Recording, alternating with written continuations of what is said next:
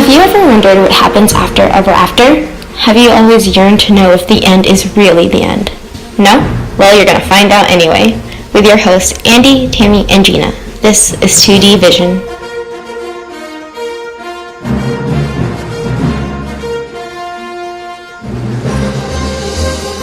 Hello everyone, welcome to the new episode of 2D Vision Disney Sequels Explained. I'm your host Gina, and as always I'm joined by my two very best friends and co-hosts Tami and Andi. Hi guys, how you doing? I'm doing good, Gina. I'm tired. Oh, really? I'm really tired. No, my family's here for the week, for 2 weeks, so we've just been hanging out and driving to a lot of places. But I'm happy they're here. That sounds very fun. The tiredness is worth it. Yeah, once they're gone, you're gonna be like very tired, but you know, you can sleep for a week after they're Exactly.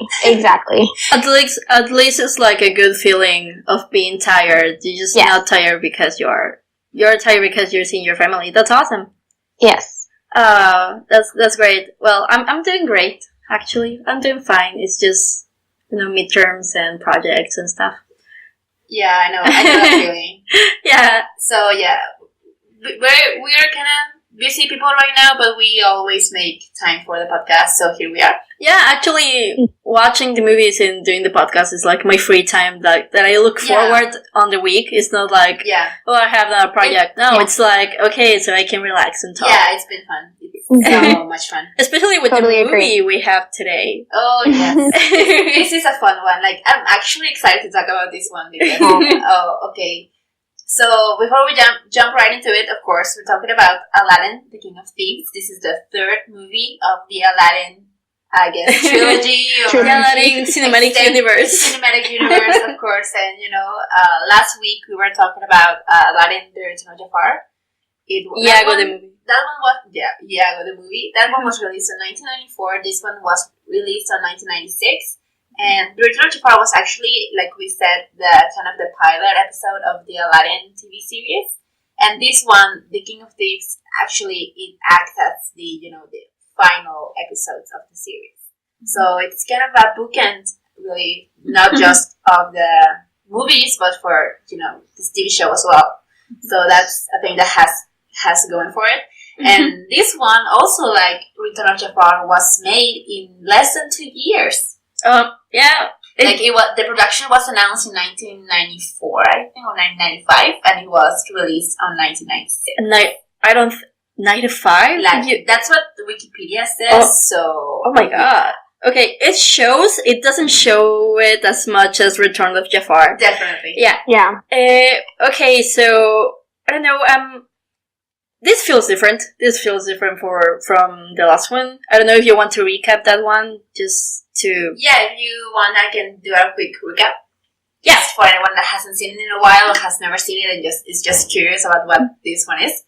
So, Aladdin King of Thieves, it's based on the Alibaba and the 40 Thieves. Yeah. Story. Loosely, very loosely, but it's there. So basically, Aladdin and Jasmine are getting married, and the wedding is, how do you say, crashed by the 40 thieves because they're there looking for a treasure that's gonna, make them rich or something. And they're looking for the Oracle. The Oracle. The Oracle is a MacGuffin. It's a plot device that's there for like 5 minutes, and it's, it serves a function, but it's not really important. I guess it is, but just for plot reasons. Anyway, they're there for the Oracle, but they get, they don't get it. They get kicked out of their wedding, and Aladdin realizes that they were looking for this Oracle, and the Oracle kind of answers one question for each person, and Aladdin is kind of been having this identity crisis because Aladdin. He doesn't. He's like, my father abandoned me and my mother when I was very little, and I don't know whatever happened to him. I don't know who he is. I don't know where he is. I don't know anything. I thought that was a really cute scene, especially how it leads into him feeling insecure about starting a family. Yeah. Because he doesn't have that role model. That was really cute. I want to talk more about that because I do think it's very interesting. But, I'm just going to finish the recap and then we can head off to the thoughts. Anyway, I'm gonna try to be quicker. No, you're fine. Okay. Okay. Thank you. So he's having this identity crisis. So he asks the Oracle, "Where's my father?" And the Oracle very mystically says, "Oh, he's trapped in the world of the 40 thieves." And Aladdin's like, "What? I gotta go save him." Mm-hmm. And so off he goes with Iago and Abu, and he finds he goes after the 40 thieves, and he follows them into their secret lair. And once he's there, he realizes that his father is not really trapped in the world of the 40 thieves, but he is the king of the 40 thieves. Oh. He's the thief named Kasim, and he's basically, the lead of the group. And so Aladdin's like, what? So he confronts his father. He tries to get him to go with him, but then this guy who's part of the 40 thieves, whose name is Saluk, he's like, oh, he shouldn't be here. He's, whatever. And so he and Aladdin have this fight, and Aladdin kind of, but kind of not kills him. He falls off a cliff. So Aladdin thinks he killed him. He feels guilty about it, but as the rules of the 40 thieves say, he's one of the 40 thieves now. So he gets welcomed in this really nifty musical number. Oh yeah. So they welcome him as one of their own. But Aladdin's still like, oh, you have to come to my wedding. You have to go back to Agrabah, and we can maybe mend our family bond.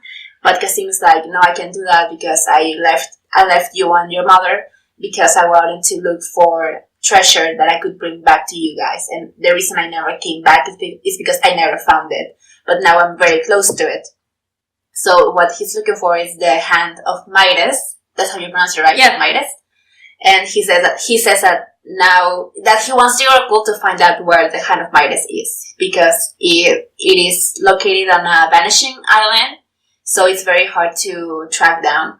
But he realizes that with the Oracle he will be able to find it. So he, he's not ready to become, a family man again because he wants the treasure, and that's the thing that's been haunting him all of his life. Mm-hmm. But, Aladdin eventually does talk him into just coming with him to the wedding, and Kasim, accepts, and off they go. And I think Kasim was also influenced by Iago at some point, so Kasim and Iago kind of share some scenes together. And once they're in Agrabah, and he meets the Sultan and Jasmine, and everything's going fine. The wedding is coming along again, and of course, Iago and Kasim find their way into the president's room where the Oracle is, and that's where the guards find them. Why was the Oracle there? I don't know if it really was there, but I think that's where they thought it was, and even if it wasn't, there was treasure there. So, yeah. I think that's mainly what they wanted, Yeah. So they get found there, and the guards put them in, lock them down. And Aladdin's like, oh, Kasim is my father, and the Sultan and Jasmine are like, what? Aladdin lying again? Whoa! A liar. A liar. So Aladdin, he's a good guy, so he dresses as Kasim to fool the guards into thinking that he's escaped so that they will follow him, and he basically helps Kasim and Iago escape the prison. And Kasim and Iago go back to the lair, but the lair has been raided by the guards because they've been told off by Saluk, who survived. And of course he gave the location of the secret lair to the guards so they could, track down the king of thieves, but he wasn't there because he was in Agrabah. So as he goes back, he realizes that most of the thieves have been, captured, and that the group is being taken over by Saluk. He's now, the new king of thieves, and he basically manipulates Kasim into asking the Oracle where the hand of Midas is. I don't remember how they got the Oracle, now that I think about it. They took it.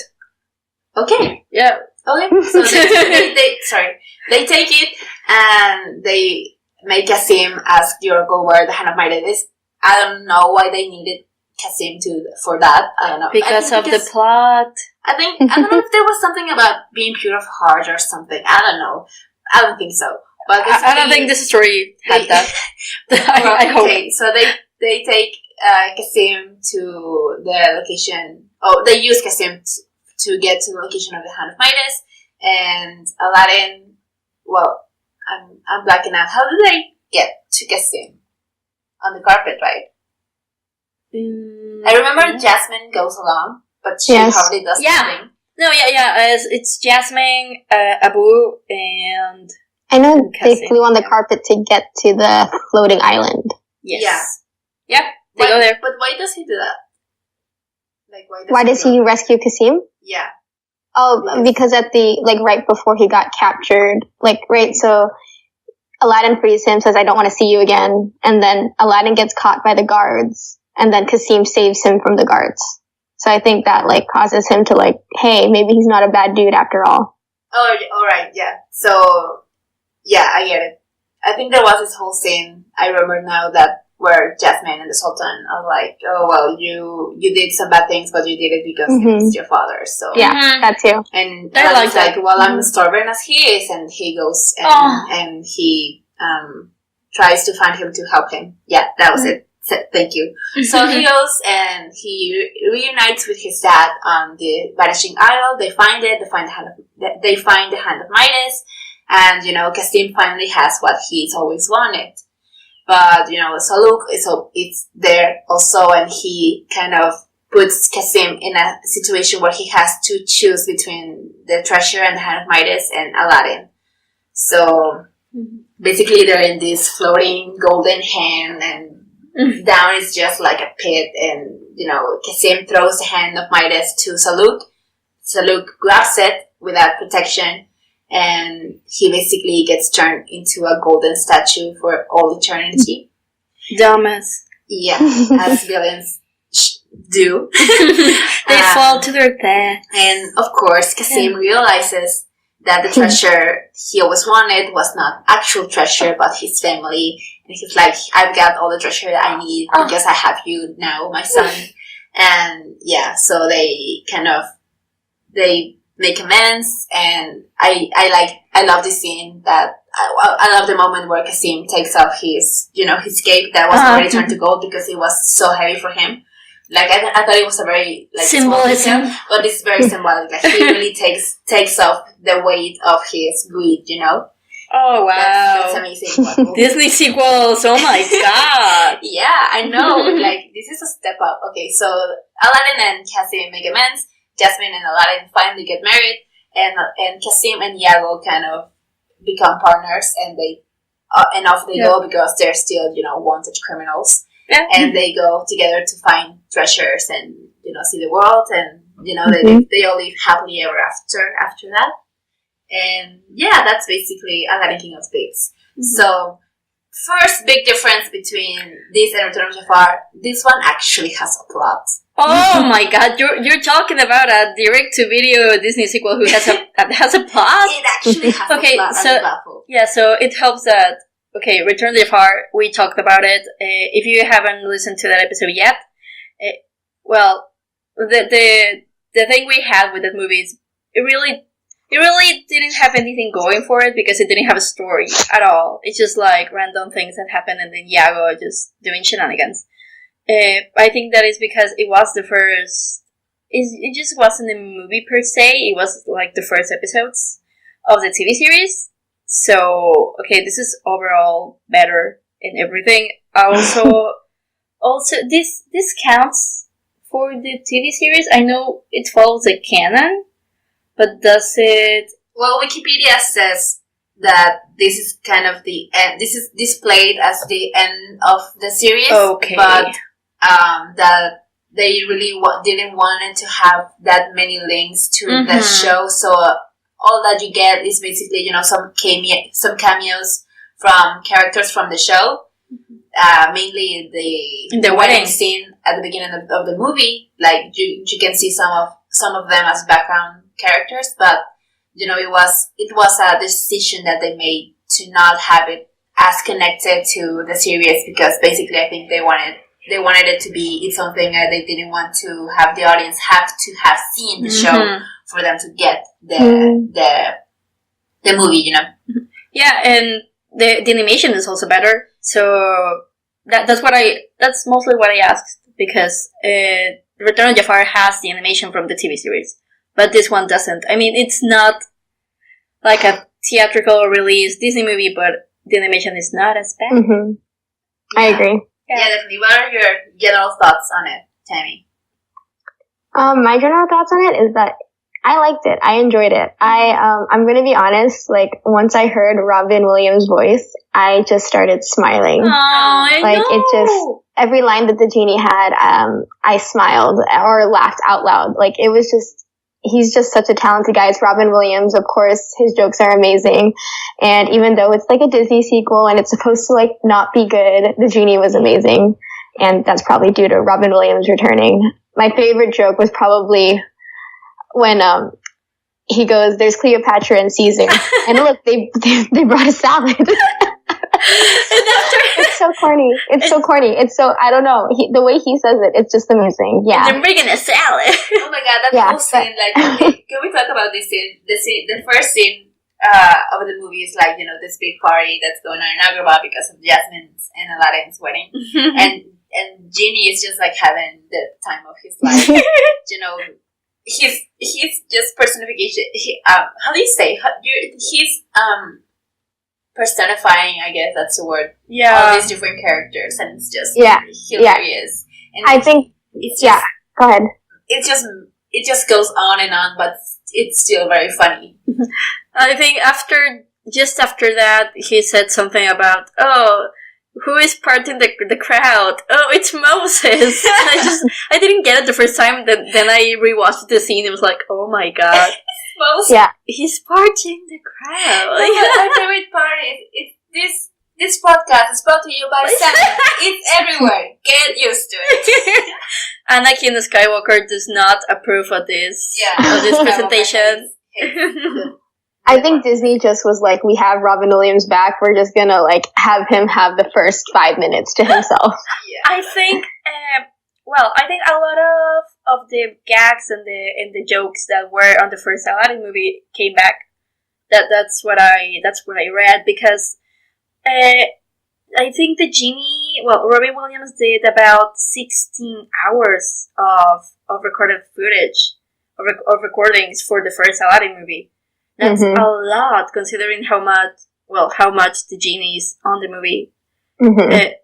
So a lot of them they just bring it back, but I'm guessing a lot of this must have been his improv as well. Yeah. So basically, what I read as well is that a lot of the jokes that they didn't use for Aladdin, that's what they used for this one. Yeah. Well, not the recordings per se, but not the recordings, jokes. but the jokes. Yeah. Okay, so... Yeah. Oh, that's cool. Yeah. So general thoughts, before we just talk about this movie, because I think there's so much to talk about. Yeah. But definitely, I agree with both of you. I think this is such an improvement from the Return to Jafar. The animation is like so much better. Like it's not, original Aladdin level, but it looks like it didn't pain me to look at it. I think the design of Kasim was very good, even though like when he has like the blue attire and you can only see his face, his eyes. That pretty much looks like Aladdin, but maybe I think that's intentional.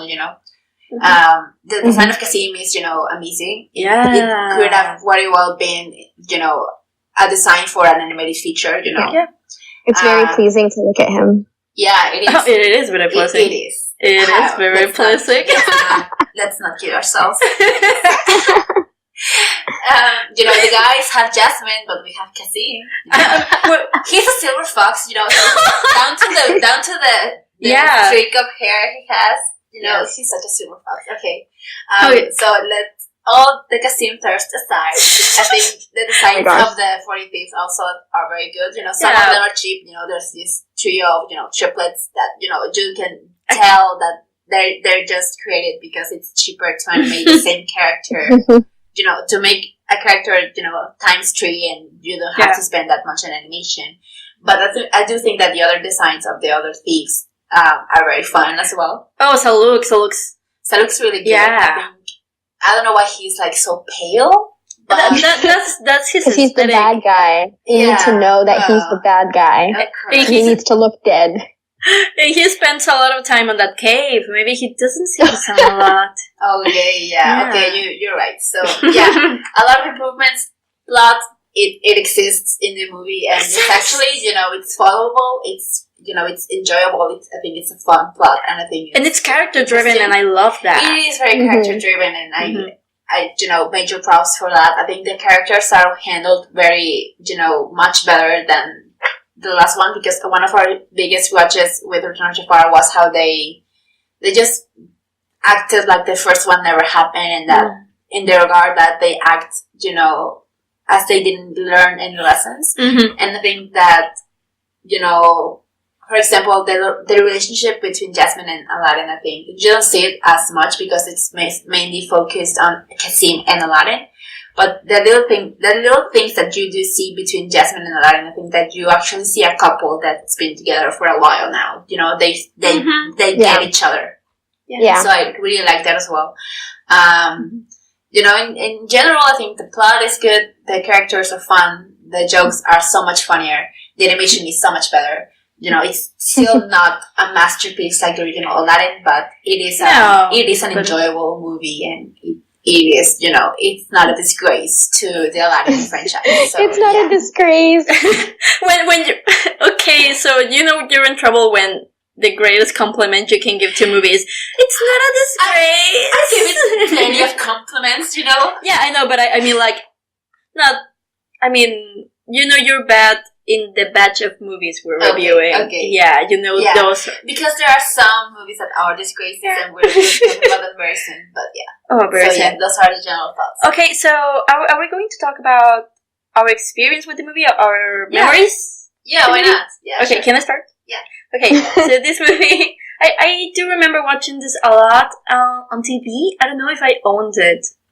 Maybe I did, but I remember just watching it on the mornings when I woke up and on the weekends. And I just really liked it. I had a fondness for it. And I was watching it, and I was with Gina, and we were like, oh, I remember this part, and I remember this part. Because there had been a lot of time since the last time I saw it. I just remember tiny bits, but it amazed me how much of it was stuck in my mind, like the designs of the thieves, like you said, and the imagery of the hand, the floating hand with the hand of Midas, and all that kind of stuff. It really stuck with me, and I think that it's props to the animators and the character designers, and I think that for a Disney sequel that is direct to video, that's awesome. And I do really like the music. I really like the For Thieves song. It was one of my jams. And I was excited to watch it again, because I did remember I liked it. I really like Kasim. I really like the relationship with Aladdin. And I think, because I was little, I didn't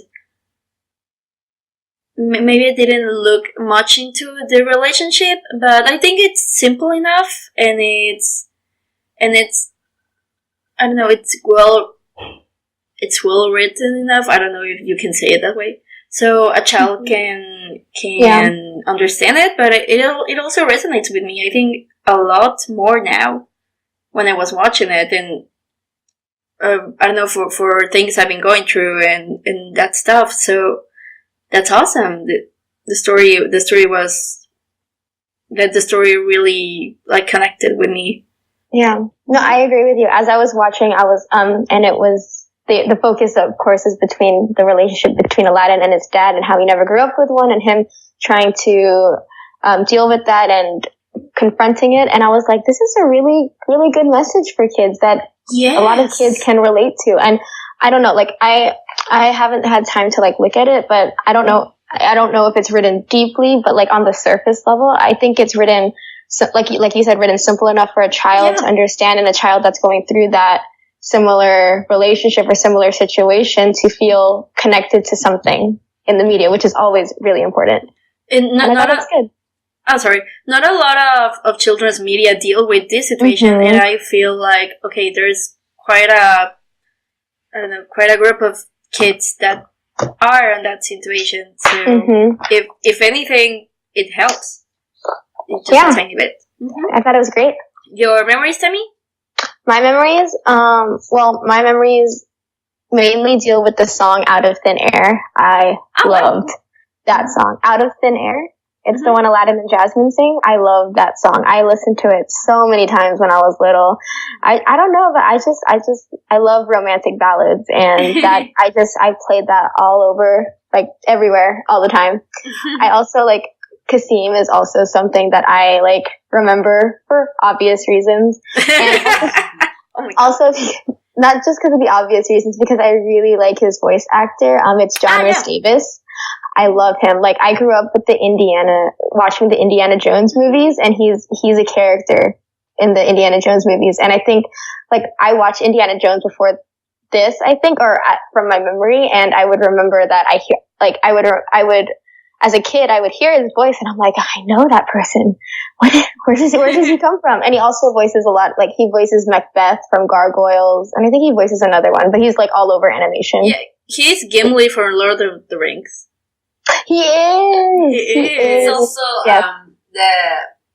Chris Pine's character's uncle, the Princess Diaries. Oh, he is. Oh my God, which is very important. That's where I know him from. Very important. I didn't grow up with Lord of the Rings. I didn't grow up, with the Indiana Jones movies, but I did grow up with Princess Diaries too. So that's my connection with him. And that is another Disney sequel. Yeah. Oh, we should talk about that someday.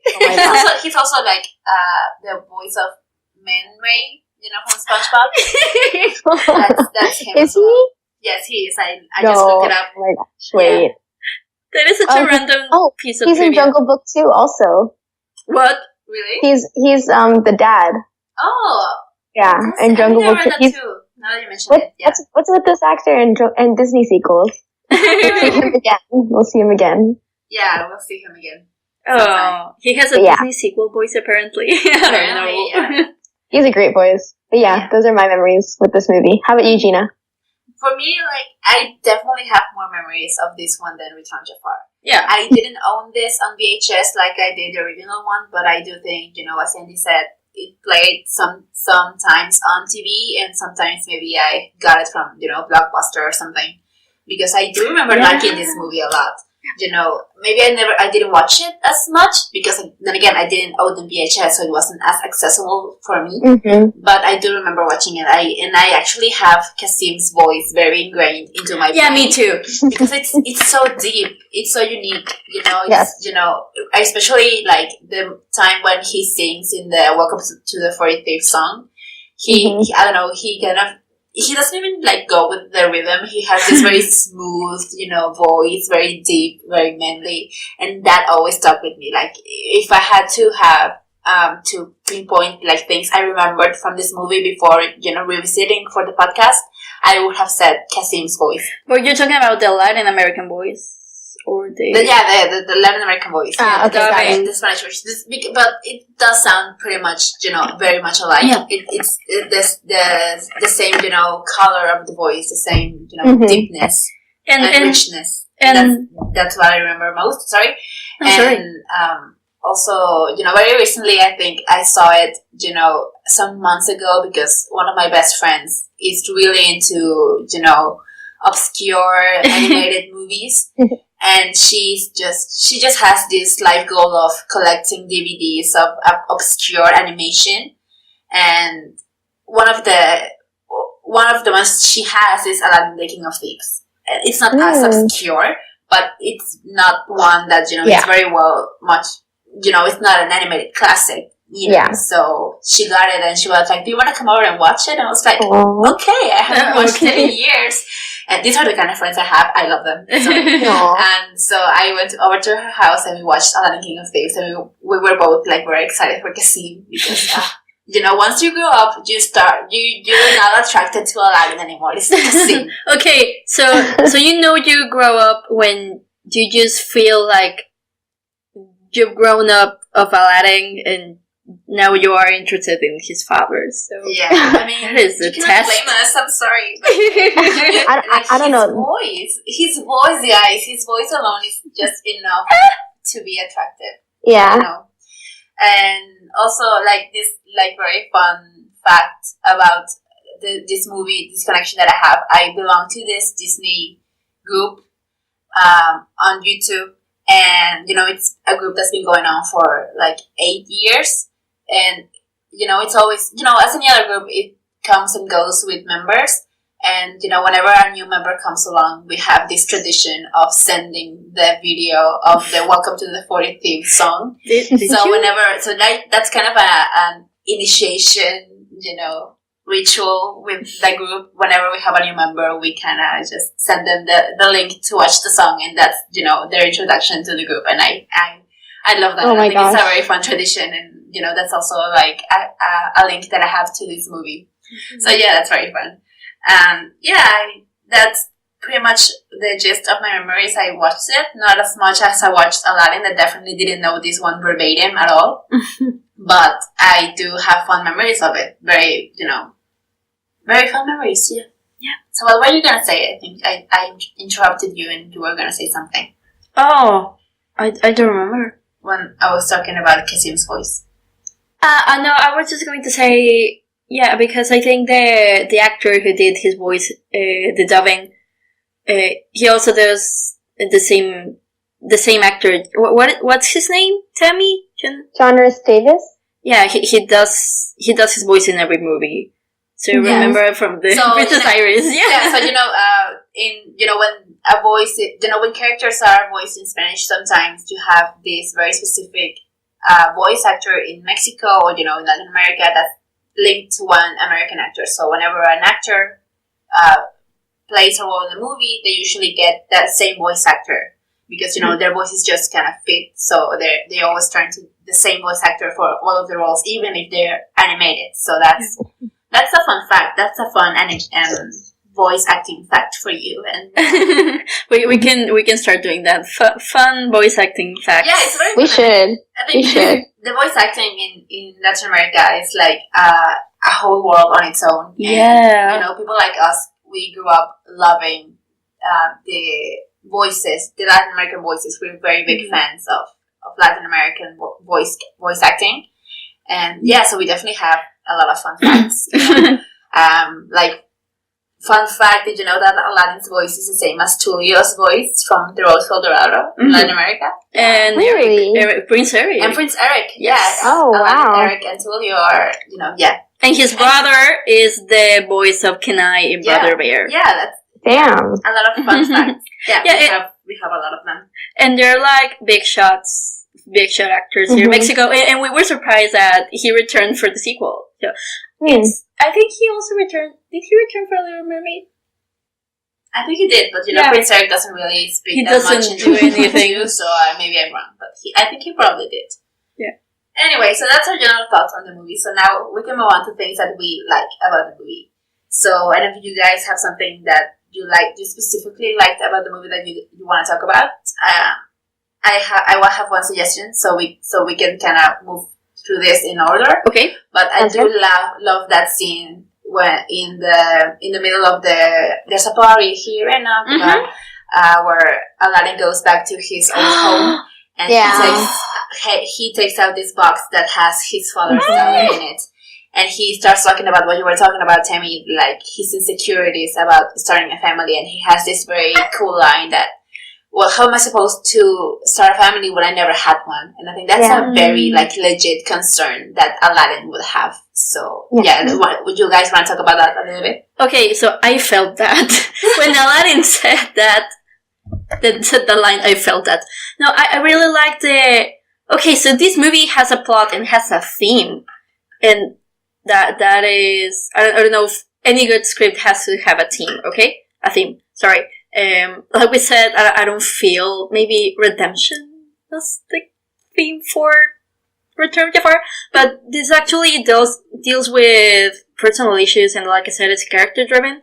And I think, I can talk about the specific parts, but I liked that this movie had a soul, and that it felt natural and organic for the characters. It felt like, okay, that is a natural progression of things, and like you said, that's a legit concern of Aladdin. And Jasmine is better in this one. I don't feel she has a lot to do. Yeah. Yeah, she's not entirely out of that problem of being out of character. Yeah, I mean, they gave her a little bit at the end. Yeah. It's very minimal. It's something.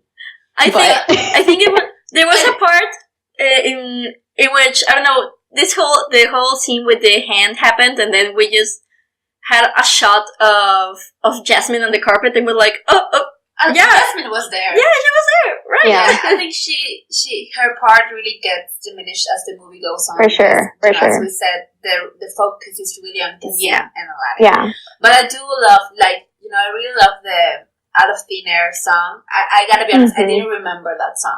Me neither. I had no memories of that song. When she started singing, I was like, oh, she's singing. Liz Calloway comes back, all the cast comes back, and, Liz Calloway did Jasmine's singing voice last movie, and she comes back again. So yeah, props to that. And, I really like that scene and that song because, a lot of the problems that I had with Islam Jafar songs that they don't really have, they're just there to fill up time. But I think these songs in this movie actually serve a purpose. Mm-hmm. And I really like this song because it's Jasmine, trying to cheer Aladdin up. And I really like the scene where she's trying to, she's trying to be supportive of him. She knows that his problems with his father are haunting him. So she's really supportive of him, and she's like, you have to find out. So you have this chance right in front of your face right now. You have to take it, and you have to go find out, and you have to go see your dad. And if you can save him, you can go save him, because at this time they think he's trapped in the 40 Thieves, world. And so she's really supportive of Aladdin, and I think that's really awesome. I mean, it's not like I want Jasmine to just be there to be, the man shoulder to cry on, but I do think that it's healthy. It's a healthy relationship, that she could have very well been like, oh no, you can go see him, he abandoned you, and it's a wedding day and whatever, and you don't want to ruin this. But she actually she understood that this is something that Aladdin has struggled with, and she just wanted him to have closure with his father. And I think that's very important, as I said, that as the movie goes on, she's in there a lot less, and she's reduced to, existing. But, I really like that scene. So that's why I think the characters were handled better. Definitely not on the same level as the first one, but at least Jasmine, had that scene, and I really, really like that. Can I say I really like that song also because in the first movie it was Aladdin singing to Jasmine on a carpet, now it's Jasmine singing to Aladdin on a carpet. That's it's cute. It's like poetry. It rhymes. Okay. Tami, do you have something to say about that? Positives? Yeah, your positive, your preview parts. Yeah, I mean, besides everything, I'm going to recap what we said before. I loved the theme of not having a father and trying to deal with that. We've already talked a lot about that, so I'm not going to go into that. But I thought that was a really great message for a Disney sequel to have, and not a Disney film, a Disney sequel. Yeah, kind of deep. Not going to lie. I love Kasim, like I've said before. What else? I also like how Aladdin and Jasmine are kind of the most developed relationship in the Disney canon. I feel like, in my opinion, after watching this, like you said, how Jasmine always is supporting him throughout this film. I feel like we've just gotten a lot of time to see their relationship develop through the different films, and also in the TV series where they're kind of living together, I think. Mm-hmm. So I thought that was super cute. That's a great way to treat that couple, and they might be my new favorite couple of the Disney canon. Nice. Yeah, I thought it was a pretty. It just this whole podcast thing made me realize how much time they spent on their relationship in the different movies. In Return to Jafar wasn't that great, but they still spent time on it. Yeah. Yeah. Did you want to say something? Okay. No, I think that's great. Also, I don't know if you watched it. I'm just going to comment on it. I finally got caught up with the Tangle series. I think this second season, I think it's Rapunzel's Tangled Adventure or something like that. And now that you're saying that reminds me, okay, so I thought with this Tangled series, it was the first time that I saw a Disney couple being developed this way, like living together and sharing stories. But yeah, you're right. Yeah, we had Aladdin and Jasmine. We did. I just wanted to say one more positive thing, if that's all right. I'm no, sorry, I interrupted you. Just when you're done with your thought, I just wanted to say one more positive, and I'm done. I was just like going to say, I don't know, I like seeing the domestic side of this stuff, and that's it. Because it gives dimensions to the relationship. It gives it like a fullness. Yeah, it's not just happy ending, goodbye. Exactly. It's just you have to work at it. Yeah, it's real life. Disney's getting real. Yeah, like a real relationship is not like, oh yeah, so we met each other, we really love each other, and that's it. You know, they have to go through troubles and they have to go through ups and downs. And I think, you know, you can't do that with movies because, you know, movies need, you know, to have a beginning, a middle, and an end, and that's it. But if you give your characters, you know, a TV show, you can develop these relationships. And I don't remember the TV show. I know that I watched it, but I don't really remember any plots of it or anything. But I remember tiny bits, but I don't remember Aladdin and Jasmine. Yeah, and also I think Tarzan and Jane has it. Tarzan and Jane! Okay, that's true. That's another one. Yeah, that's very good. And now that you mentioned it, like, I really love that. That I wish that we could see more of the, you know, Disney couples relationship, you know, the domestic side.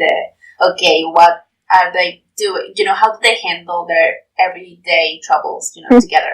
How do they work them out? And I really love that. And I really think TV shows are the best way to combat that. So yeah. For sure.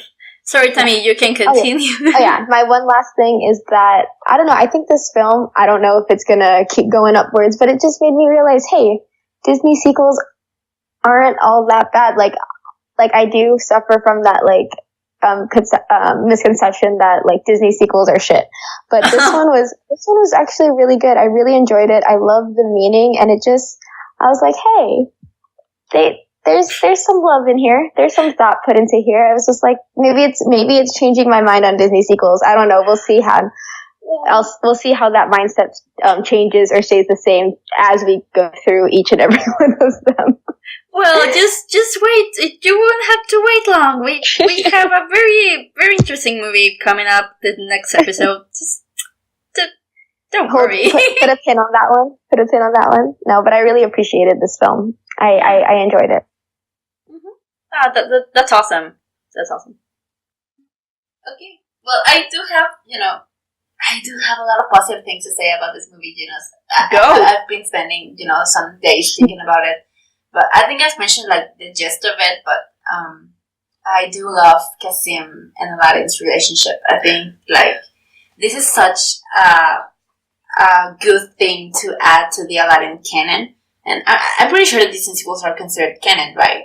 No, it depends. It really depends. Well, okay. I think Lion King does, because it has, like, the TV series and stuff. But I don't know. Well, we'll talk about that on the Lion King episode. But, you know, as far as this movie goes, I do think that, you know, having Aladdin's dad come back and have that, you know, kind of closure of Aladdin's life, or that side of Aladdin's life, I think that's very nice. And I think that's a very good thing to give him. You know, that it could have been, you know, very easy to just send Aladdin and Jasmine on an adventure somewhere and, you know, have him go through shenanigans.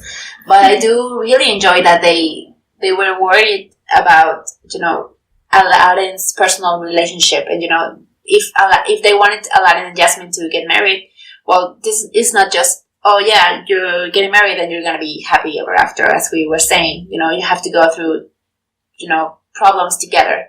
And I do think, as I said before, that Aladdin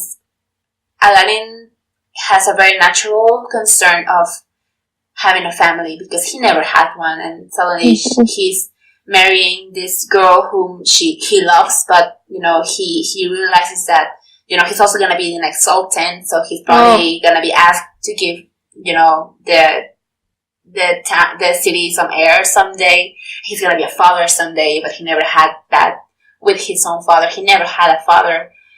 his father abandoned the family, and he never knew why. So I do think that it's a very interesting thing to bring to the table, like what happened to Aladdin's dad and how does that affect him.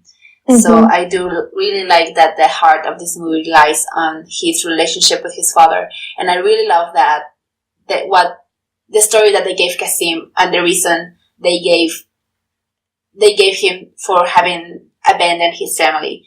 I don't think it's excusable. I don't think like you can just forgive him for what he did, but I do think that you can understand him. You know, they lived in poverty. That's they say. You know, we saw Aladdin's house. You know, he was poor. He barely had anything to eat, and it's very understandable and very it's something that you can empathize with. That Kasim didn't want his family to go through that, so he went and he made it his life goal to find his family treasure and something that he just wanted to provide for his family.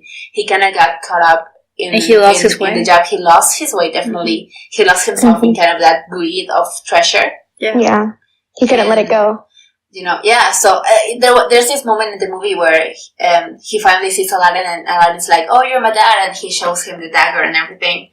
And I think you can really tell that it just crashes on Kasim how long it's been. He sees Aladdin, and he's this full-grown man. He's about to get married, and he realizes, I've been absent in my son's life all this time, trying to look for something to provide for him, and I just lost myself, and I lost so much time with, and I do love that. I think it's very interesting, and I do like that they gave the time and the thought to this movie, enough for that to exist. Then again, it could have been just very easily to make his dad, an asshole, or just give him a very cheap reason for leaving his family. But they actually went to the time and the trouble of thinking, why would a father leave his family?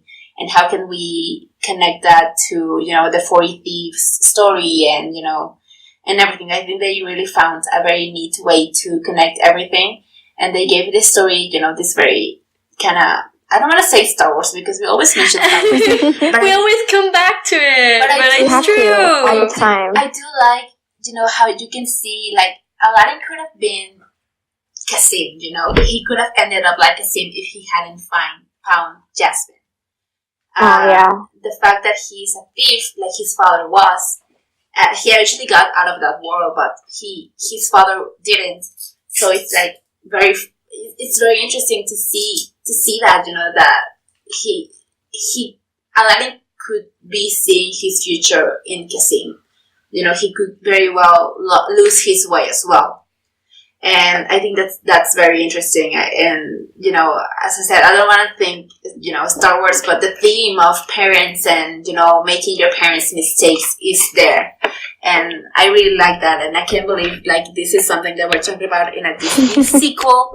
But it is, I think it's maybe not touched upon as deeply, but it's definitely there. And it really made me think about it. So I do think that, some thought was there and some heart was put in there, which is, so much more than we can say for Return of Jafar.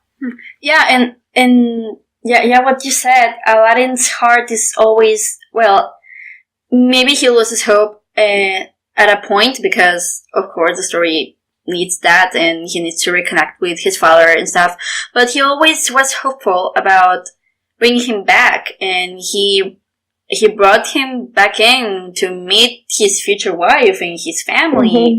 He wanted him at his wedding, and like you said, I don't want to go back to Star Wars, but I think the reason that I love that franchise a lot is because of that heart and that morals and that kind of morals, and I think that is the reason that I like this movie a lot. Now talking about it, I realized, okay, I really like this movie. You made me appreciate it a lot when you started commenting. When you started your positive thoughts, because okay, I'm really glad this exists, and okay, we can consider this canon, because I don't know if a lot of people are concerned about the Aladdin canon, but I really like it that we we know who Aladdin's dad is, and we have kind of closure for his issues. Because we don't see that often. That this is what sequels and what continuation of stories must do. They have to continue the story of the characters in a way that feels natural and builds up on them, and not just have them go and do shenanigans and adventures without growing. I mean, you can do that. You have the TV series, and you can have a lot of that stuff, but you can't survive on that alone. And yeah, I really appreciate this movie. Yeah. Good thinking. Because it could have, because they could have gone the easy route, and we know what the easy route looks like. Oh yeah, we saw it. Oh, sorry, that's the easy route. Just make the villain return. The same villain, cheap animation, songs to fill up time. But no, this actually was, if they had developed the idea further, and if they had more budget, this movie could have been, a feature, a theatrical released feature. Yeah. Maybe it's not up to the quality standards because, they didn't have the same budget as the first one. But, one thing that you can show for that this movie had actually more budget than the last one is that carpet actually has more of a design. It's closer to the original design. It's not just a rectangle with marble inside. It actually kind of has, some of the old design in it. And yeah, what were you going to say? You know what I liked? Okay, we were talking about, I don't know if we talk a lot about this in the Return of the Jafar episode, but we were like, why is Aladdin still wearing his peasant clothes? And actually, okay, they put a little bit of effort on this one, mainly because Aladdin actually wears real clothes in this one. They gave him outfits. He looks great. He looks great. And Jasmine too, and even the Sultan has color changes. So yeah, he has this golden, because he couldn't wear white to his daughter's wedding. Oh my god, that will be. So he had this golden, attire. I really like that. And, I was just really listening to the podcast because I was editing the Return of the Jafar one, and I went on this rant about Aladdin's outfit, and I don't remember being so mad, but I was very mad about it, and I really, when I was watching the King of Thieves, I was just so happy to see Aladdin having, a wardrobe. He has clothes. He's not just a peasant or a prince. He actually, he has travel clothes. He has a cape. He has a cloak. Shoes. Oh yeah. I really like that. You can just tell that this movie had a lot of more budget because they actually went to the trouble of designing him clothes. Yeah, I love it. He's dressing up, he's sitting well, he's resting. I like it. My boy is living his best life. He found his father. Okay, and what do you think about the ending? I like that. I do think, I do think it kind of goes into the very cheesy route when Kasim out loud says, "Oh, the treasure that I always look for was you, son." For sure. For a Disney movie, it's not that cheesy. I could have done without that because we watch a lot of movies and when you study film, they tell you a lot, show don't tell, and that the lesson of the movie should stand on its own. You shouldn't just spoon feed it to your audience. And they could have been more clever. They definitely spell it out. But I don't have that much problem with it, but I do like that in the end, Kasim doesn't stay. Kasim, that's so true. Because it's true to his character. Yeah, he's still a criminal. He never knew how to settle down, and that's his big difference with Aladdin. Even if he had never gone to find treasure for his family, you can just tell that he's not a family man. He's not someone that can just lay low and live an ordinary life. He's kind of like Han Solo in that regard. That's also why Han and Leia never worked out, because Han was just such this free spirit, and Leia was very grounded on reality and her duties. And Han and Kasim, I think, have that in common, that they need to be out and doing stuff and following their passions. So it really stays true to Kasim's character, what we know of him from the movie, to not stay in Agrabah.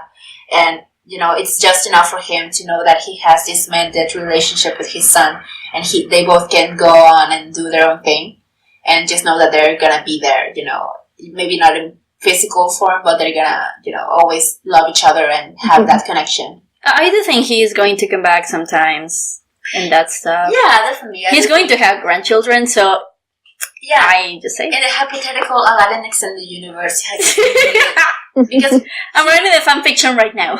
I really do like that Iago also goes with him, because Iago was not happy at the palace. He's way too much like a sim, and I do like I don't know. I really like that. Even though Iago had this change of heart in the last movie, he's still just very greedy. And I really like this moment in the party in Agrabah song where everyone's like, "We're finally getting married! They're finally getting married!" And Iago's like, "Look at all the presents!" He just completely botches the song, but his character, like the only thing he cares about is the material stuff. And to pair him up with Kasim, I think that was genius. He definitely would. He definitely will have fun with Kasim going on adventures, and I do think, like what you said, that Kasim would come back to Agrabah to check on Aladdin. I don't know. You guys talking about all this, it just made me realize how much they just tied everything into a neat little bow. They got Robin Williams back. Aladdin and Jasmine got married. The Aladdin met his father. Iago is staying true to himself, living his best life. This truly is the end of the Aladdin trilogy. I laugh at Aladdin trilogy. that. You can't see me, but I'm I have air quotes. But it truly is the end, and I do like the way they did that. That's an interest. That's nice. And this being out after the series, it really did tied it all up. It's good. Okay, so we haven't talked about Robin Williams a lot. No, we haven't. That's weird. Because we were talking about the story. Things, but I did want to bring him up because I think he's just a gift to this movie. Oh, because, aside from the plot stuff, I do think this movie is so much funnier.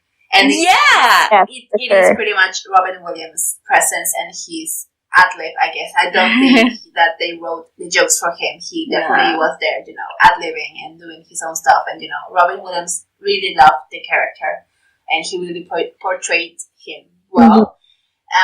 And, the jokes are so funny. Like the Cleopatra and Caesar one, the sand thing, the Moses. And, maybe he kind of goes too far sometimes. Maybe he gets annoying. But at least most of his jokes land. So I have a lot of things to talk about with this topic. Okay. Oh. Okay. So I have a difficult relationship with the role of the genie in this movie. Not a difficult relationship. I liked it, but the first Aladdin had a lot of references, right? Yes. I watched it and I think I got some of them when I grew older, but some of them just were funny faces, and I was like, okay, but this one, I think 80% of the references, I didn't get them. Like, what is in this one? And this one. And I think a lot of that is because they were really 90s dated. I mean, the first Aladdin was also on the 90s, but I don't know, there was some times where I was like, okay, this is really 90s, and I'm not getting any of this. That's interesting. I felt like the other way around. I didn't get so much of the references in the first Aladdin, and this one I was like, oh, I know that one. Because this one had a lot more. I think maybe they were just really excited to have Robin Williams back, and they didn't want to piss him off again, so they went a little crazy. They gave him free range. Just record everything you want, Robin. Record everything. I don't think it's because it's 90s reference. I think that's part of it, but I do think, at least in this and I case, is that it's a lot of American culture. I think maybe because you grew up, watching American, TV shows and knowing, and movies, this kind of. Yeah. I don't even when I looked the references up and it's like, oh, Jenny's. Doing an impression of this person. I was like, who's that? Who are you? It's not that I didn't get the reference, it's just that I don't know the reference. I don't know what it's referencing. So that's why, my main problem with this movie's humor. I do think that most of the jokes land, but because the references are, so American and so 90s, they kind of get lost on international, grounds. And, if I show this movie to a kid, they wouldn't get them. Probably. And, in the first Aladdin, I don't mind as much. Like, I don't know many of the references in the first Aladdin, but a lot of the humor of the genie comes from his performance alone. So even if I don't understand the reference, I find it funny just how he says stuff and what he says. Yeah. Mm-hmm. So even if I don't get reference, I still find it funny. But this one, I think it really relied on the reference of what it was referencing. So a lot of those jokes didn't land for me, and that's when it got annoying. Yeah, that is my criticism. I think that is my criticism because they were for references, but I think they were just because they thought, I don't know, the joke was that it was a reference. It's not like the joke was funny and it happened to be a reference. And also there were a lot of Disney cameos. And some of them were, okay, they were funny, but sometimes I think they were a little pandering or maybe obnoxious or, I agree, yeah. It was a little too much. Some of them were forced, There's this one at the beginning where he turns into the rabbit of Alice in Wonderland, and he's like, "Oh, it's late, it's very late," because it's late for the wedding or something. And that felt very forced. Yeah, but I do like when I maybe it's forced as well, but I do like when he's putting Jasmine in all the princess clothes. He turns her into it. Well, he doesn't turn her. He puts her in the Snow White dress and Cinderella. Mm-hmm. And he has this, cardboard, paintings of Ariel and Jessica Rabbit and Minnie Mouse, and those those were very funny. Like, who needs Wreck-It Ralph 2 when you oh my god. I'm sorry, King of Thieves, and there's this very funny joke. This movie is also kind of very meta and fourth wall breaking. Yeah, because when he's putting Jasmine in all these different, Disney character outfits, he's like, "Oh, it's synergy. The marketing guys love it. It tests out really well." Oh my god, was that a fourth wall breaking joke? The genie's aware that he's in a movie. The genie's aware that he's in a Disney movie, and I love that. This is just a theory. A failed theory. Okay. Oh my gosh. Yeah. I totally think that line, at least that line, was totally improv by Robin. Yeah. It's totally. I do think I read on IMDb that the whole scene when, also, parentheses, but this part of the movie, really kind of let him down with the Jasmine thing, because Aladdin just went off to find his father, and Jasmine's already "Oh, when is he coming back?" It's it's been a day. It's been so long. It's literally been a day. So the genie is trying to cheer her up, and I read on IMDb that scene when the genie is trying to cheer Jasmine up, that whole scene was improvised by Robin Williams. From the what color it's gonna be and he goes color and salmon, and he takes out a real salmon fish. So that kind of humor I do like. Yeah, I think the Disney Princesses one maybe went a little too long. I like those jokes. I thought they were fun. I like them because I kind of like princess crossovers. I just really like Jasmine in Snow White's outfit. I thought it was really funny. Okay, I don't know, that's my concern for Wreck-It Ralph 2 is my same concern with that scene.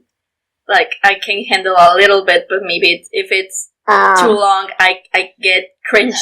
I don't think Wreck-It Ralph is gonna be long. Okay, I hope. The references are not gonna be long. They're just using it for the marketing, I think. Yeah, but it's been too long. But I don't think it's gonna be very prominent in the movie.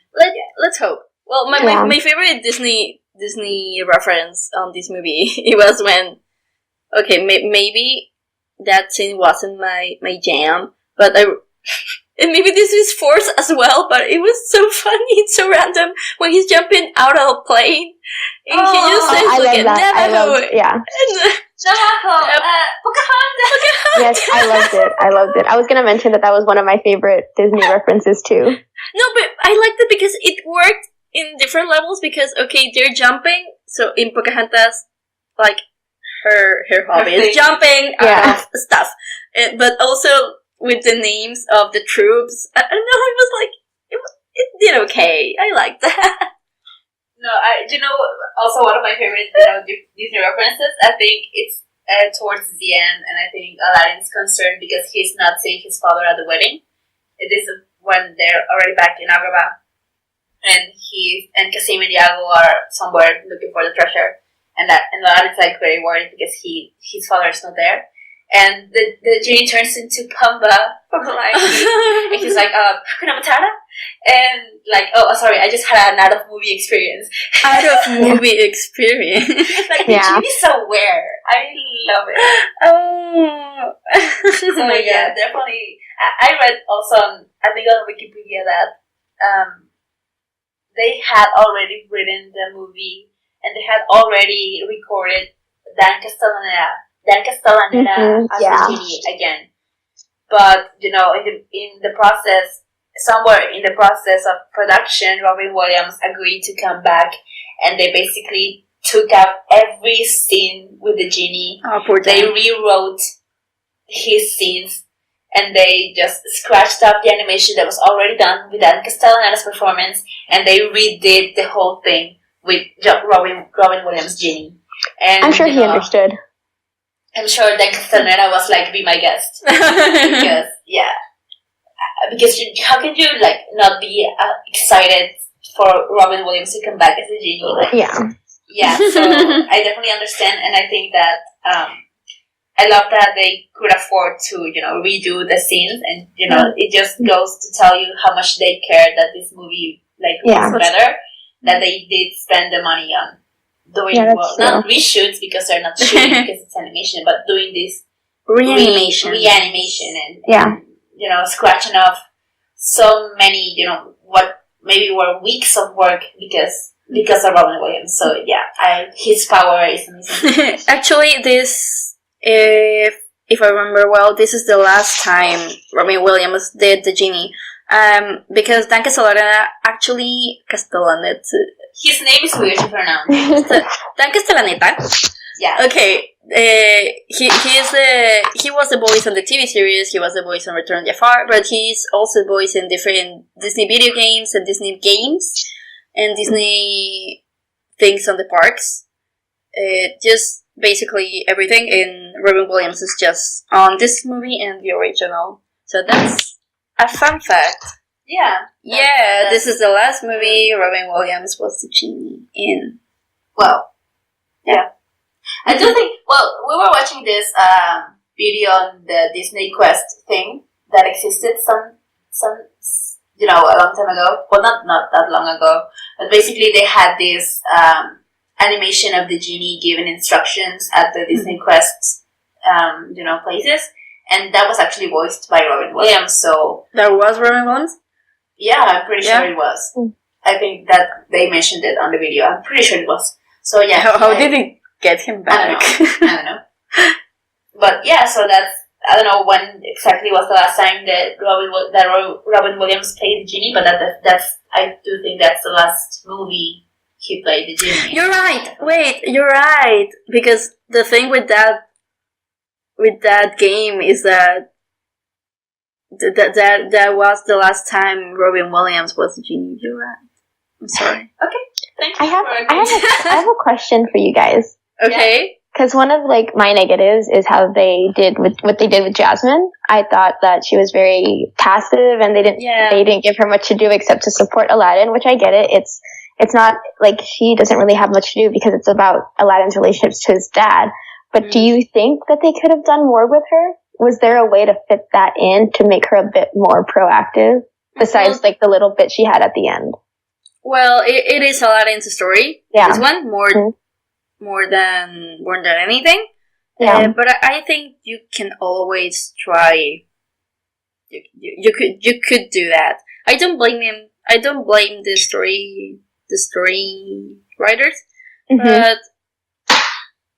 I don't know, I'm thinking about it right now. Yeah, what could they have done with her? And if they didn't figure it out then, I don't know how I will figure it out now. Maybe Maybe they could have brought Jasmine along with Aladdin to find. When he went to the 40 Yeah, Thieves except of lair. Iago and Abu and the carpet. Like maybe Jasmine could have gone with him. Yeah, but it will be weird because then he would become a thief, and when will she will be hiding, or how? Well, the thing is that they went to, save his father from the 40 Thieves. They weren't planning on him to become one, I'm talking about the story, just definitely the story would have been different. But if you're asking how they could have, made Jasmine's role better, I do think that they could have brought her in on the journey. And instead of just standing at the castle, just, when will my prince come back? Okay, maybe the least thing they could do, maybe it was not making her long for Aladdin. After 3 hours or so. Yeah. Maybe show a little bit more trust in him too. And and a little bit more independence. Yeah, once they do bring her along on the journey, she goes with Aladdin to the Vanishing Island, but she doesn't do anything. She's just there. So they could have given her more scenes there too. They could have just actually not bring her along, but they did. So they kind of try to, have this, this alliance between the two of them working together. But because the movie's so focused on Kasim and Aladdin, there's just not time to develop their relationship between Jasmine and Aladdin. Okay, I have an idea. Maybe I don't. How did they get out? It has something to do with the genie. Maybe the thing with the Vanishing Island is that it comes out of the water and then it just dives down again. Yes. So that's the thing that happens. It goes up and it goes down. So they had to leave the island before it went down again. Yeah, maybe do something with Jasmine. Maybe she she's in the carpet. Maybe she just goes to them and saves them, or something like that. Something along the lines of that. I don't have the specifics, but maybe. Yeah. I do think that they could have done something with Jasmine other than just be there. Yeah. But what? You don't want to sacrifice the relationship. Definitely. Kasim and Aladdin have just to give her more. Exactly. Yes, I understand. I kind of do respect that because they realized that bringing Jasmine along would just be too much on their plate. You can't handle both relationships. You have to stick to one thing. When you're writing, a script for a movie, you're like, well, what's the main thing that you're worried about in this movie? Yes. And if the main thing is a father-son relationship, then the girlfriend has to go. And that's sad because Jasmine really is a very strong character, and I think a lot of girls look up to her. And it would have been fun to see her, more present in the movie and just more proactive. But it wasn't her movie, so it kind of makes sense that she wasn't there as much. Yeah, I understand. Yeah. Okay, so we're. Yeah, it's fun. What are some other things that you would say you don't like of this movie? We've given it a lot of compliments, but it's still a Disney sequel, so so it does kind of suffer from the Disney sequel. Yeah. Well, the animation is one. Like you said, it's better, but obviously it's a downgrade. But that's just budget probably and time. Yeah. Another thing. This is actually kind of hard. Not gonna lie. Yeah, it's a very solid movie. It is. Maybe it's not a masterpiece of animation. Yeah. The animation is definitely lacking. Yeah. I don't know. Maybe the songs could be improved, but I like the songs. I like the songs. They were catchy. I was I was actually thinking, who wrote these? These are actually good. Okay, guys, favorite song. I really my favorite song of this movie. I think it has to be the 40 Thieves song. I think it's very fun. Yeah. I love Kasim's voice. I love the beat, and I really like that scene as well. Yeah. But what I was saying, with the songs is that they actually do move kind of the plot along. Yeah. The one that I don't think kind of helps in anything is the father-son song that the genie sings, because it's one of those big lipped alligator movie moments that I was talking about in the last episode. That's not I do think it is because it's just reinforcing and hammering in that they have this relationship of father and son now. Well, they reinforce that. But they could have done that without the song. They didn't need the genie to come and sing a song about father and son relationships for us to understand that was what the movie was about. Okay, but the genie needed a song, so... Yeah, you have Robin Williams, so you have to make it sing. But the song is not even that... It's not on... I don't remember it, actually. Me. It's not on the level of Friend Like Me, and it's not even on the same level as the other songs on this movie. So I do think that's my least favorite one. Just because I could have completely done without it, and the movie would have been no better or worse because of it. And the in or out song, I do think it's fun. I like villain songs, and I really like the idea of this big manly guy trying to convince the thieves to join his side by singing this to them. I really like. I like it, and it's a song that's moving the plot along. It's not just a moment of spastic animation, as the father-son song is. So, yeah. So, Tami, your favorite and least favorite song? My favorite was probably Out of Thin Air. Yeah, I figured. Yeah, I mean, there's just so much memories to it, and I just love the meaning of it. It's just him feeling that he comes from nowhere. He doesn't belong just because he doesn't have his family, and he feels like he just exists, and he needs to find, and it goes with the movie's message about him trying to find out what's his past, where does he come from, where does he belong, and what's his identity, and I just really like that song. Also, romantic ballads are awesome. Oh, yeah. But yeah, for my least favorite, I don't know. That's a bit tough for me. I don't know. I enjoyed all of them. I don't think I have a least favorite, honestly. That's good. That's good. Yeah. I mean, we couldn't even ask this question in the last movie because, none of the songs all of them suck. Yeah. All of them suck. I think it's nice that we actually can have a discussion about this movie. This movie is like the first one ever since the original one that has original music. The Return of Jafar. It was just re-edited things that already existed, but this one has a score. Has a score. Has soundtrack written for it. Yeah. So that's definitely a thing that makes it better, and that's why the songs are better and they serve a purpose in the plot. Mm-hmm. Yeah, yes, my right there with you, Gina. My favorite song is also the For Thieves song, and like Tami, I don't think I have a least favorite.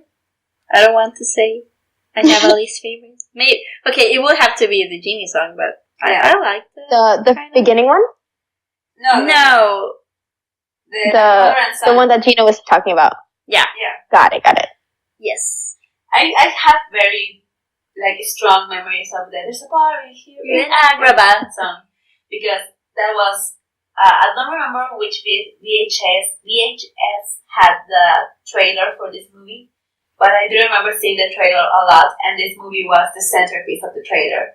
So, that melody is really been stuck in my head ever since I was a child. So I really like that song as well. I didn't give it much love. We haven't mentioned it a lot. But I do think it's a good song, and I really think it's a very good opening song for the movie. It's like the Prince Ali of this movie.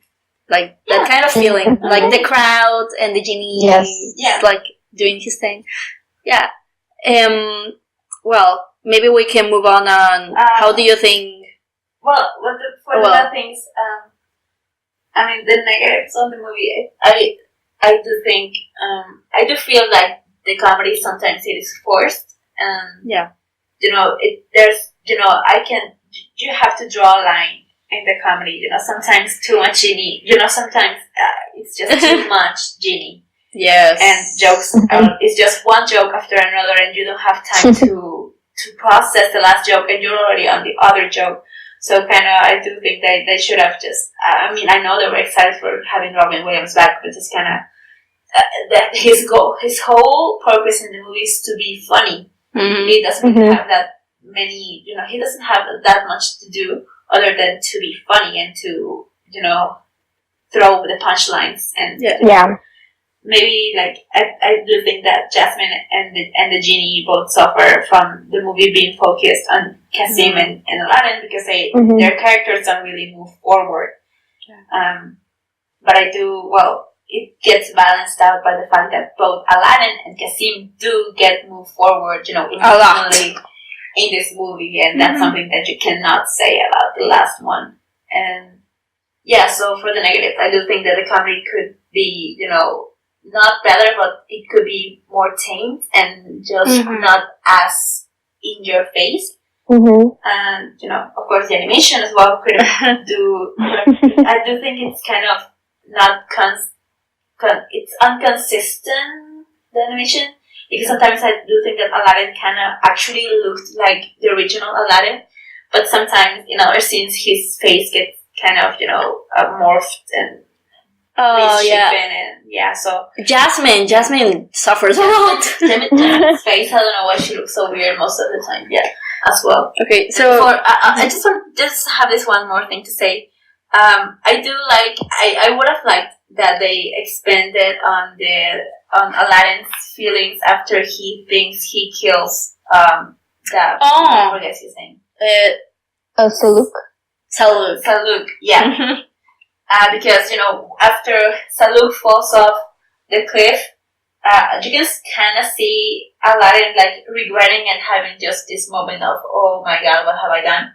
And I do think that you could have. I would have loved to see Aladdin kind of come to terms with the fact that he kind of caused a man's life, a man's death, and that would have been very interesting for him to go through because, he's always been a thief, but he's never been a murderer.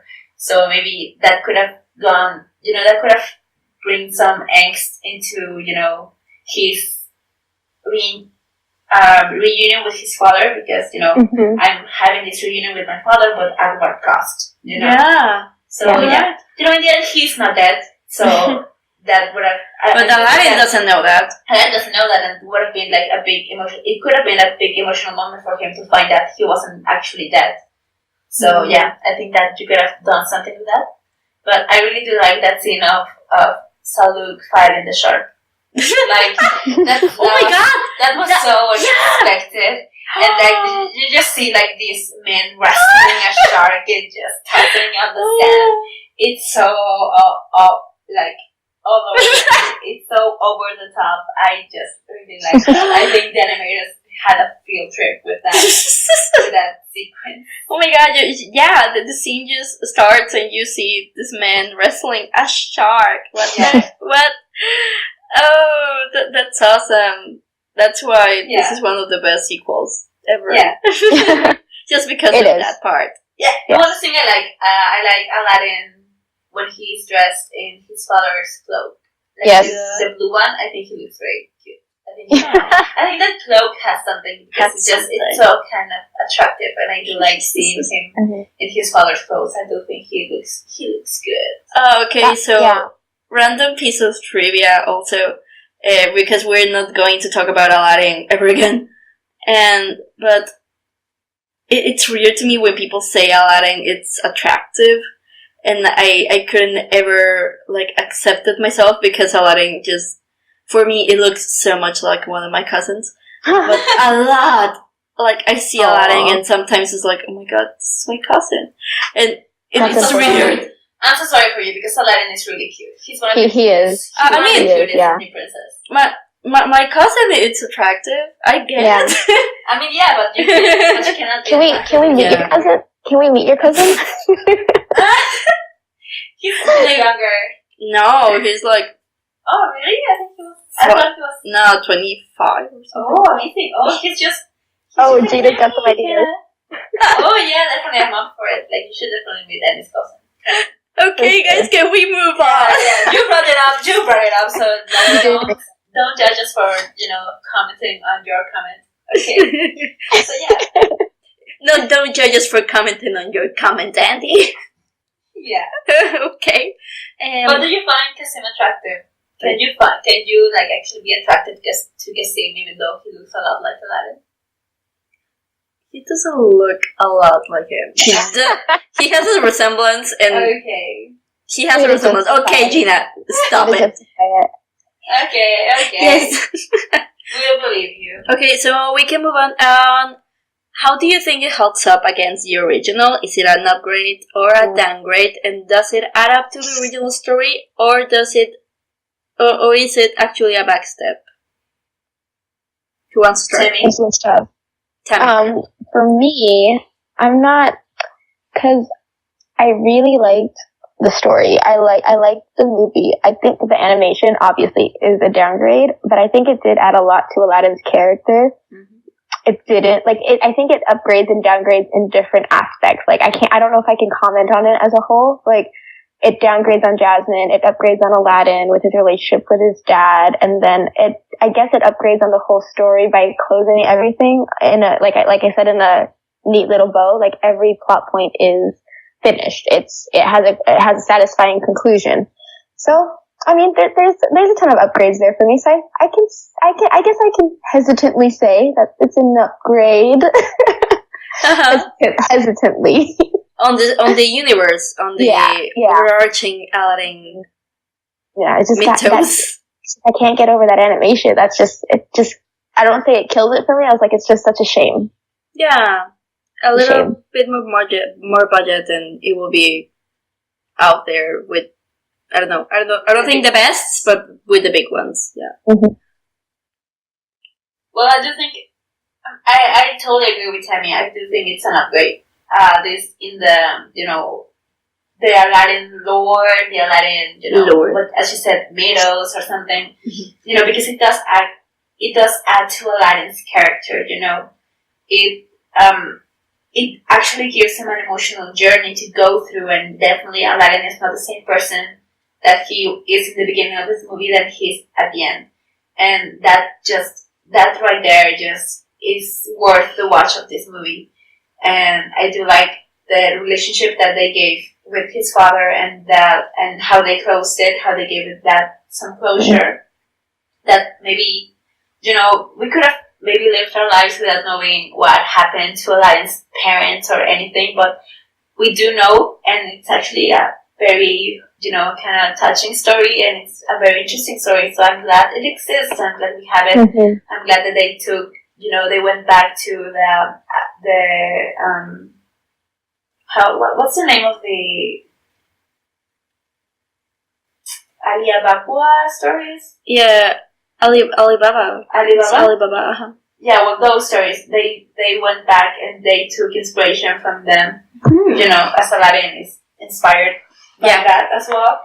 And yeah, so I do think it's an upgrade on the idea that it adds up to the characters and the story and the universe that they live in. Maybe not on all regards, because then again, the genie and Jasmine don't really get that much attention, and they don't get the emotional journey that the others do. But Gina, I think you're talking about 1001 Nights. Yeah, that's what I was. Okay. That's what I was going for. Yeah, definitely. Yeah, thank you. So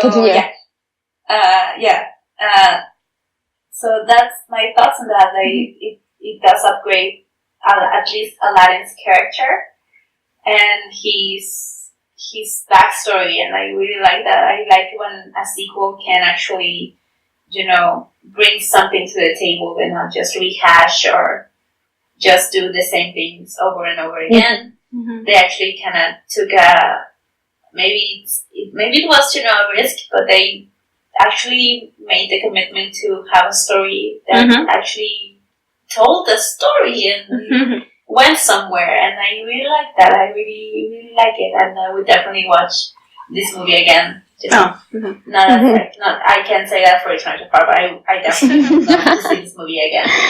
Yeah, for sure. Well, final thoughts. I'm really glad this movie exists.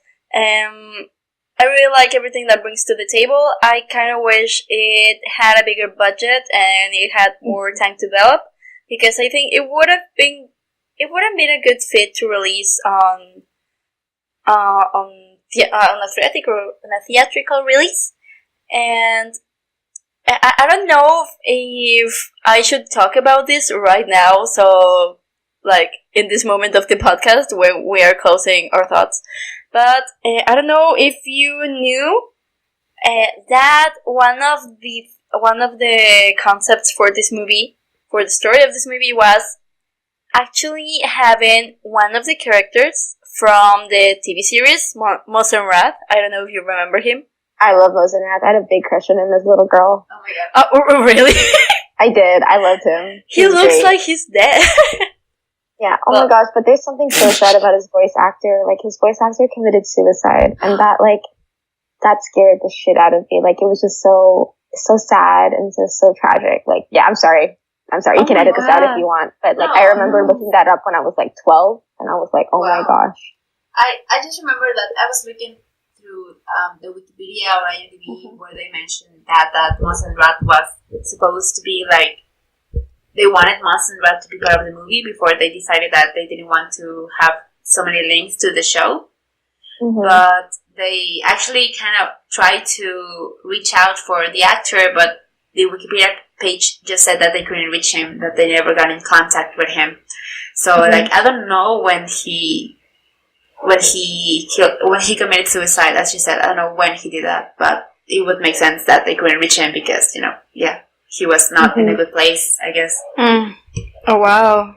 Oh, yeah. I didn't know that. So basically the idea was that Mosenrath was supposed to be Aladdin's brother. Yes. It was going to be the main emotional thing in the movie. Instead of it being Aladdin's dad, it was supposed to be Aladdin's brother. So, yeah, that was a thing. No, I think Kasim was in the movie, but what the big reveal was that he had, like, his son was Montserrat as well. I don't think Kasim was in there. I think Kasim was a later thought. Really? I think the idea was that the relationship between Mosenrath and Aladdin, because I don't remember reading about Kasim being involved, because why would you add, like, another character just if you have these two, playing off of each other. But, once they discarded the idea of Mosenrath being Aladdin's brother, they created Kasim. So, yeah, that was it. I would definitely watch this movie on theater. I would definitely pay to see this on a big screen. Because, of course, I want to see Kasim and I want to hear his voice, like, in a theater. Definitely. Oh my god, with the surround system. Yeah. That would be good. I would pay money for that. Disney, get on that. Gosh. Well, you can go and watch Lord of the Rings or Indiana Jones. No, you know what? I think I would love to see a remake of this movie. I would love them to remake with good quality animation. With good animation. With good 2D animation. Okay. That would be so cool to see. Okay, so this Get rid of the Genie song, and that's perfect. Oh. Yeah. Yeah, I don't know. Okay, sorry, I interrupted your final thoughts. Just go ahead. I know, I was just going to say, okay, that is like your one Disney wish that will never, ever happen. No, I have many. Oh, yeah, well, but this is like never going to happen. I mean, none of my wishes, like, I don't think they're ever gonna happen. But, yeah, okay, this is one of them, yeah. Okay, so can you imagine us, like, storming into the theater, like, with Kasim shirts? Oh my god! Definitely. Yeah. Do those exist? Oh my gosh, does a Kasim body pillow exist? It does, doesn't it? That would be awesome. My birthday is in a week. I don't want to search that, but I'm sure it exists somewhere in the world. I'm sure. My birthday is in a week, so if one of you guys finds it, just send them right Oh no, I got the Shiro body pillow for you. Oh. Like, I know that exists. Oh, I bet it does. A Shiro from Bolton, like, body pillow? Yeah, definitely. Oh. Okay, so we're now talking about body pillows. Let's wrap it up, guys. We're losing our minds. Tami, final thoughts? Okay, final thoughts, then rating. Yeah. Okay, so my final thoughts are that it's a very decent Disney sequel. Like, I think it closes everything in a, like, neat little bow. It closes everyone's story, and I like that. We don't need more. It's a trilogy. It's the trilogy of the Disney canon. That's fine. I'll accept it. It's a trilogy. It's solid. I think the Lion King trilogy is kind of more solid, but it's good. Yeah, definitely. Okay, sorry I interrupted again. You're fine. So my rating is, it's decent, and thank God for Kasim. Nice. Me. Okay, I'm gonna rate this movie 40 Thieves out of 40. Yeah. Oh. Great. Oh. Yeah. Brilliant. Came up with that like 15 minutes ago. You're so funny. Thank you. Thank you. How about you, Andy? Okay, so I gotta think about this.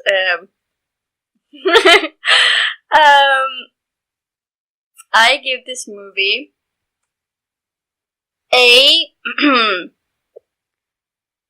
It doesn't need the hand of Midas to be gold. Nice. Aww. Yeah. Yeah, I like love it. I'm sure you just came up with that one. Yes. Alright, so that kind of closes our thoughts. We're all like thirsty. Yeah, please. This doesn't represent us. Well, we do. It secretly does. I mean, it doesn't. Oh god, but the Lion King 2 one is gonna we be a can mess. What? The Lion King 2 podcast is gonna be a mess. Oh no. I can't wait. Okay, we can be both. We can be the thirsty fangirls, and we can also be intellectual fangirls. Exactly. It's not, it's not... Get you a girl who can do both. Yeah, we can do both. Yes, the best of both. The best of both worlds. Oh my god. Alright, so that's gonna be it for Aladdin, the King of Thieves. A very good one. I'm so glad.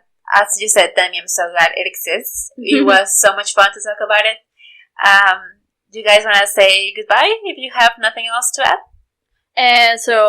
Goodbye and stay tuned for the next episode. Oh, the next one is gonna be awesome. Oh, wow. I have a feeling that it's gonna be very fun. The next one, if you don't know, it's Belle's Enchanted Christmas. It's Beauty and the Beast Enchanted Christmas. It's one of the sequels to Beauty and the Beast. Well, it's not really a sequel.